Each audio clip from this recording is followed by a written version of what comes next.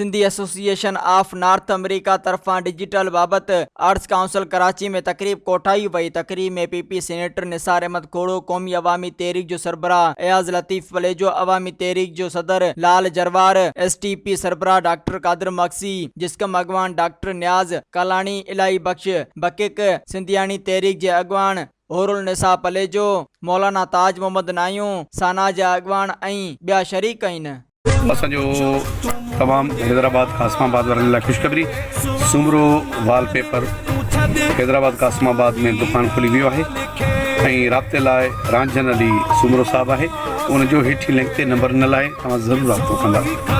मज़ीद ख़बरनि ऐं तफ़सीलात लाइ विज़िट कयो असांजी वेबसाइट www.awamiNewsHD.com ऐं ॾिसंदा रहो अवामी न्यूज़ HD।